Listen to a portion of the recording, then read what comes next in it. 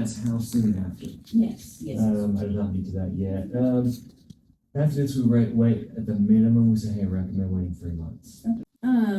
Because I have a C-section scar, basically. Does that mean I'm gonna need a C-section in the future? No. Too high a little bit.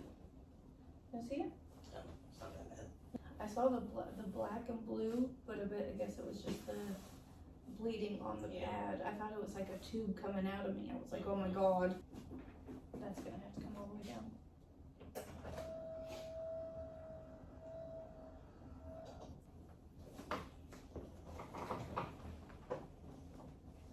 I'm all sticky. Probably more too, just in case we're driving home. What an emotional roller coaster this has been. I do want to do a quick disclaimer. If you are somebody who may be sensitive around the topics of child loss, this video may not be for you. I just want to give y'all the heads up now. In case you want to swipe off, I will not be offended. On July 30th, my fiance and I were told that we had had a miscarriage. And by August 8th, my fiance would be in the emergency room having 2 major surgeries because she didn't actually have a miscarriage. The pregnancy was still 100% there. It was just growing in the wrong place and was actually killing her. In my last video, I talked about how my fiance was having a miscarriage and how we were coping with everything. If you'd like to see that full video, I'll leave it down below, but it's on my vlog channel. Well, 1 week later from that, the doctor told her that she needed to come back into the emergency room, and from there, everything just went downhill. But before we hop into this, if you don't know me, my name is Kyle, aka Prince Kyle, don't forget it, and I have an Instagram as well as a TikTok and now a Facebook where I share my female to male transition as well as give tips to anybody that would like to hear about it. So yeah, I just want to share my feelings and emotions and the euphoria and the dysphoria and all the things in between as a transgender man who is just trying to have a child like most people are. If you stick around all the way till the end, I will let y'all in on all the questions we had for the doctor for what our future looks like and what options we have in the future. All right, so boom, July 30th. At this point, we had no idea anything was wrong. I knew that she was pregnant for a little while prior to this, and the feeling behind it was like nothing I've ever felt before. We've been trying for about 3 years, and we never really told anybody. We just kept it kind of under the radar because we didn't want to get overexcited for something that we didn't really know exactly how long it may take. And so it's been kind of secretive, I guess. When I found out that she was pregnant, like, I didn't know how to act, you guys. I was so excited. My euphoria was like I was so happy. Everything was golden. Everything was great. Loving life.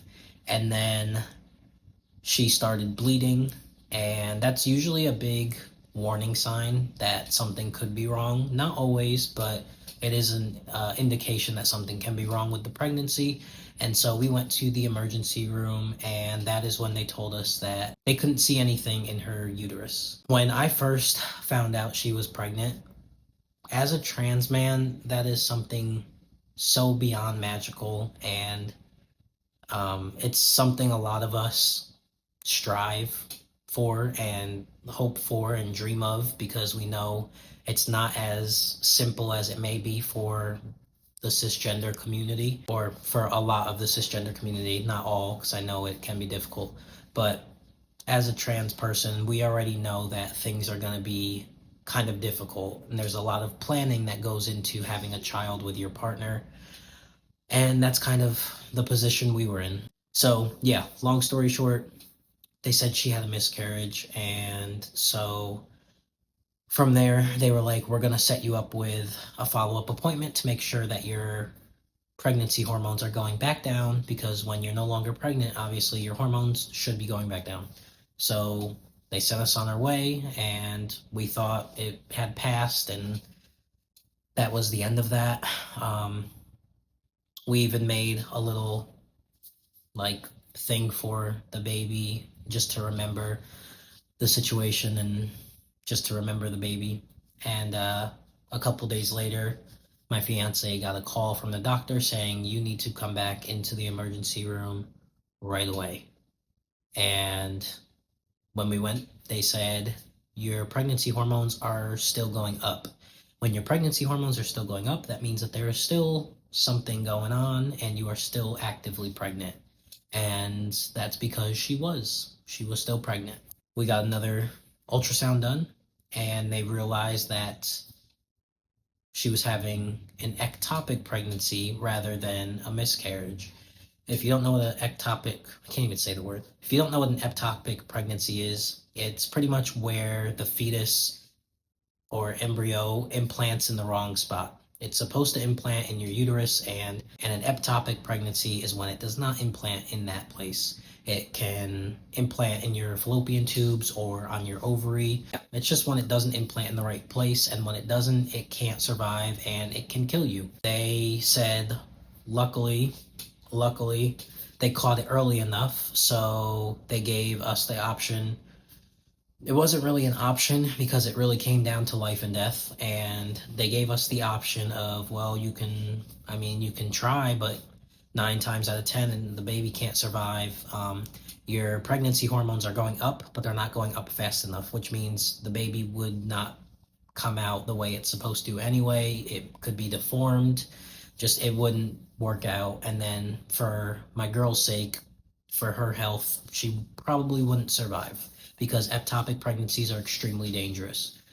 So they were like, we can give you this shot, and they didn't want to say similar to an abortion because in a way it's not, but it's just this shot that they give you, and it stops the fetus from growing any further. Nothing more happens, and it's just null and void, I guess you would say.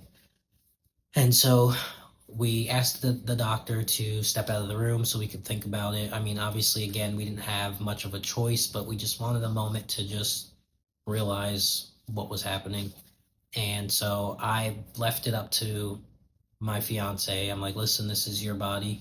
And obviously, I wouldn't want you to continue this because I want to save you. I don't want to play around with this. This is super scary.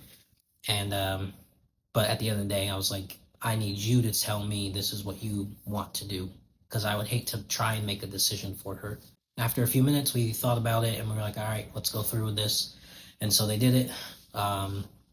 They gave her a shot in her thigh, and that was supposed to terminate anything further. August 8th, which was my birthday, my fiance woke up at like 4 o'clock in the morning in extreme pain, crying, like hurled over the bathroom sink, and it was real bad. She told me she was getting real hot and warm and all types of things, and she was trying to tell me she was fine, and I'm like, you're not. I had to work that day, so I was like, listen, like, do I need to call 911 because I don't want to go to work and you say you're fine and then you're not fine.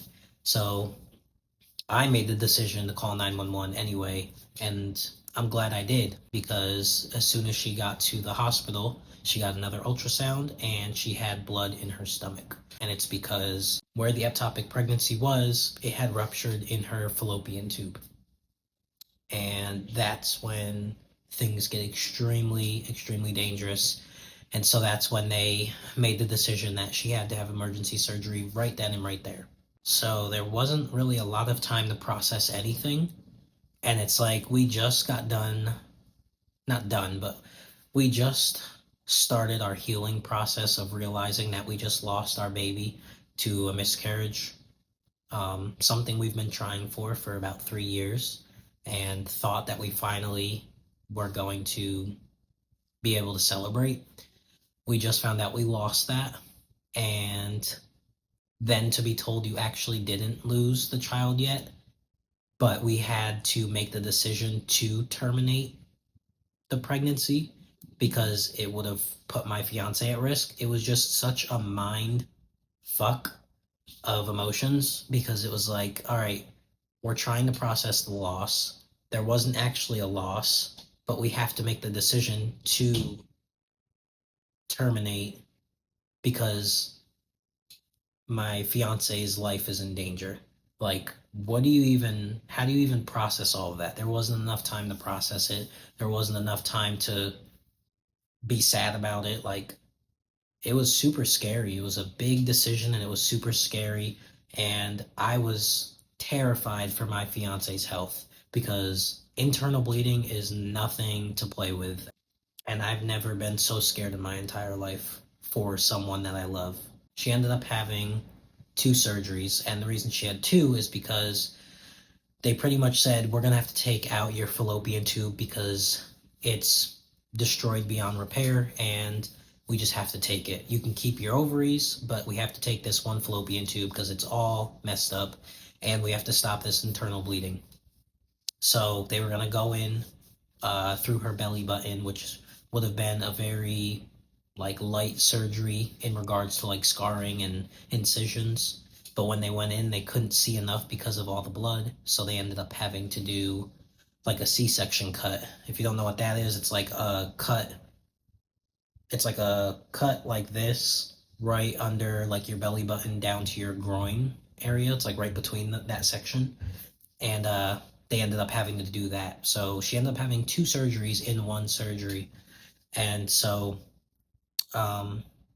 thankfully, the surgery did end up going well. They were able to stop the bleeding. They were able to remove her fallopian tube and stitch her up. And yeah, it was good from there in regards to her life. At that point, again, it was hard because we were just grieving. And then it just turned so much more ugly from that point on. I ended up staying in the hospital with her for the 2 days that she was there, and she was in extreme pain. It was very horrible to watch for me as her partner, and I was starting to feel a little guilty, it was partially my fault, because I wanted this pregnancy as much as she did, and even though I technically can carry children, it's not in the cards for me to do so. I don't want to. I never did. And I couldn't get myself to do it. So it was in her hands. And seeing all of this unfold in such a negative way just kind of started to make me feel guilty. Maybe I should have been the one to do it, or maybe we don't need another kid. I mean, she has Hunter, and he's my step kid. I consider him my full kid. I don't always call him my stepchild. I just call him my kid. Then for my dysphoria, it elevated my dysphoria more than it ever has. I'm somebody who really does not struggle with dysphoria. I've been around the block for about 10 years now, fully transitioned.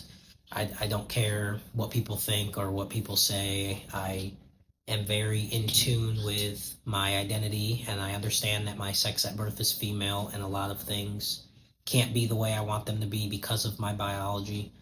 But when it came to losing our child, my dysphoria just skyrocketed.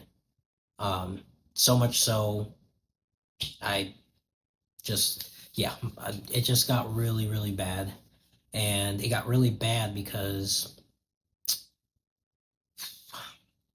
I can't speak for a cisgender man, but for somebody who is a cisgender man, if they try to get someone pregnant, at the end of the day, they can try again. And they can try again right away or however needs to be done.